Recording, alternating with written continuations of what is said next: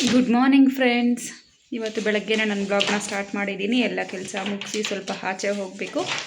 ಏನಂದರೆ ನಮ್ಮ ಮಕ್ಕಳದು ಪೇರೆಂಟ್ ಟೀಚರ್ ಮೀಟಿಂಗ್ ಇದೆ ಸ್ಕೂಲಲ್ಲಿ. ಸೊ ನಾವೆಲ್ಲ ಬೇಗ ರೆಡಿಯಾಗಿ ಹೋಗೋಣ. ಅಲ್ಲಿ ಏನೇನು ಮಿಸ್ಟೇಕ್ಸ್ ಮಾಡೋರೆ, ಹಾಗೆ ಏನು ಸ್ಕೋರ್ ಮಾಡೋರೆ ಅಂತ ನೋಡೋಣ. Okay, welcome back to Jnanadeepa academy residential school. ಈಗ ಒಳಗಡೆ ಹೋದ್ವಿ ನಾವು. ಇಲ್ಲಿ ವೆಲ್ಕಮ್ ಡ್ರಿಂಕ್ ಕೊಟ್ಟು ವೆಲ್ಕಮ್ ಮಾಡಿದ್ರು. ಹಾಗೆ ನನ್ನ ಮಗ ಅಂತೂ ಓಡೋಡಿ ಹೋಗ್ತಿದ್ದಾನೆ ಅವನ ಕ್ಲಾಸ್ ಹತ್ರ. ಫಸ್ಟು ನನ್ನ ಕ್ಲಾಸ್ಗೆ ಬರಬೇಕು ಅಂತ ಫೈನಲಿ ಅವನ ಕ್ಲಾಸ್ಗೆ ಹೋದ್ವಿ. ಆ್ಯಂಡ್ ಅವ್ರ ಕ್ಲಾಸ್ ಟೀಚರ್ ಇವರು 98% ಸೆಕೆಂಡ್ ರ್ಯಾಂಕ್ ಬಂದಿದ್ದಾನೆ. ಆ್ಯಂಡ್ ಎಲ್ಲ ಮಿಸ್ಟೇಕ್ಸ್ ಎಲ್ಲ ಕವರ್ ಮಾಡ್ತಾ ಈಗ ಇವ್ನ ಮಿಸ್ಟೇಕ್ಸ್ ಮತ್ತು complaints. He keeps forgetting, so he will like I have to help him to remember. If I say one word, he will be able to recollect it. So, starting problem. Yes, starting problem. I just noticed that. So that's where he use a little bit of marks, because for Chirag, I don't have to say anything. That's why only he's getting frustrated. Or else, he's very good in writing also. It's just this problem, the starting problem. So, but now I've noticed that even before I see it also, he's able to remember and say fast, which is a he's like he does pay attention to me when I teaching, but when I tell them to write, he will talk.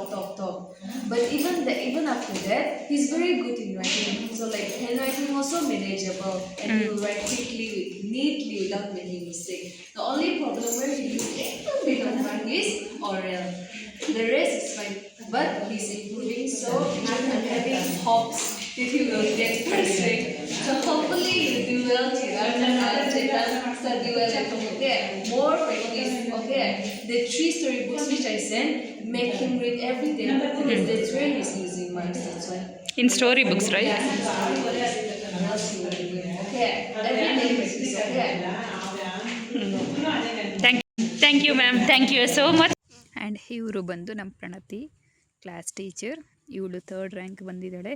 ಈಗಲೂ ಇವಂದೇ ತುಂಟಾಟ. ಇವು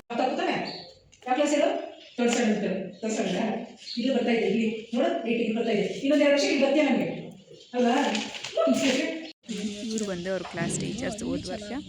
so motivate ಕೊಡ್ತಿದ್ದಾರೆ first rank ಬರೋದಕ್ಕೆ. ಮತ್ತು ಅವರು calendar ಕೊಟ್ಟರು, ತಗೊಂಡು ಬರ್ತಾರೆ.